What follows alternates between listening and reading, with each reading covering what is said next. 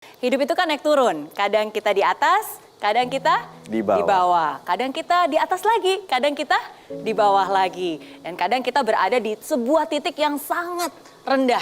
Titik di mana kita merasa sendiri, tidak ada siapa-siapa dan tidak ada orang yang bisa membantu kita. Keterpurukan itu bisa terjadi dengan berbagai macam alasan. Kadang-kadang terpuruk karena usaha, terpuruk karena cita-cita yang hancur berantakan, terpuruk karena kondisi keuangan, juga terpuruk karena cinta. Bisa jadi ya. Tapi itu semua bukan alasan untuk kita menyerah begitu saja. Ada banyak cara atau banyak hal yang dilakukan ketika orang itu berada di titik terendah. Nah, ada 5 hal yang biasanya mereka lakukan. Yang pertama itu namanya hibernasi. Nah, biasa kalau orang sedang sedih, merasa terpuruk, rasanya pengen tidur. Rasanya pengen tidur aja deh.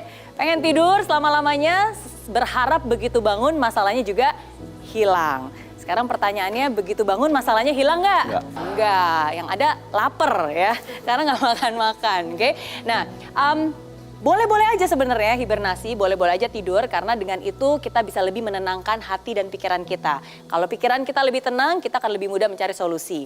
Tapi ingat, ada batasnya, jangan berlama-lama. Karena again, sekali lagi kalau tidur-tiduran aja terus-menerus, solusi juga nggak akan datang, masalah juga nggak akan hilang. Nah, itu yang pertama, hibernasi. Yang kedua, biasanya menyendiri.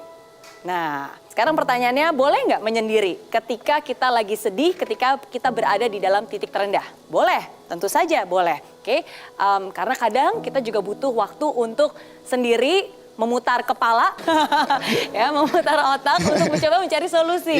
Ya, boleh-boleh aja.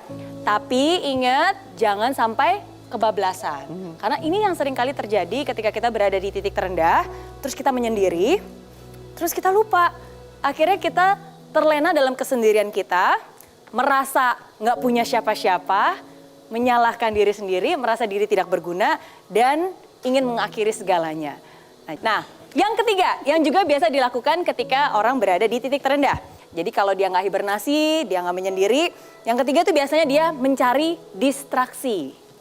Mencoba mengalihkan perhatiannya kepada hal-hal yang lain. Kayak aduh pusing nih mikirin hal ini, udah coba deh saya cari distraksi. Oke, mungkin saya coba lari untuk mengeluarkan tenaga, oke, mencoba berenang, mencoba olahraga, mencoba makan mungkin, pelarian, shopping, dan seterusnya. Itu yang ketiga. Yang keempat, curhat, cari teman untuk cerita. Cari teman untuk mengeluarkan unek-unek.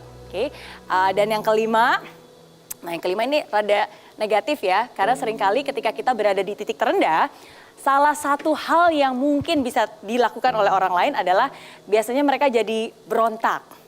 Mereka jadi berontak. Mereka berpikir, ya udah hidup saya udah hancur, sekalian aja hancur. Sekalian aja saya melakukan hal-hal yang pokoknya aneh-aneh deh. Ya, dan justru malah hancur berantakan. Jadi ada pelarian, rasa berontak, rasa rebel. Oke, nah ini biasanya 5 hal yang bisa dilakukan. Oke, kita lihat quotes berikut. Titik terendah bukanlah tempat untuk kamu menyerah, tapi titik terendah adalah tempat untukmu berpijak, membangun fondasi kokoh nan megah. Walaupun kita sedang berada di titik terendah, walaupun seakan-akan tidak ada lagi jalannya, tapi ingat itu bukanlah alasan untuk kamu menyerah. Itu bukan alasan Anda untuk menyerah, tapi itu adalah tempat untuk Anda bisa berpijak, membangun fondasi yang jauh lebih kokoh untuk Anda di masa depan.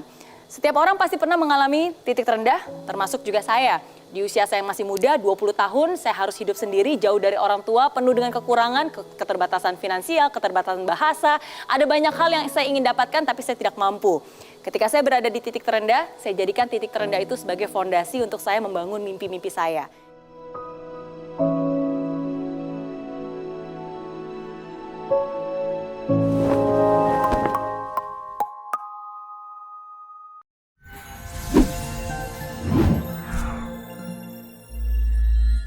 Di aplikasi Mary Riana tersedia lengkap video-video YouTube terbaru saya, artikel yang up to date, post inspirasi, koleksi merchandise, workshop dan seminar yang bisa kamu dapatkan free dan download sekarang juga gratis.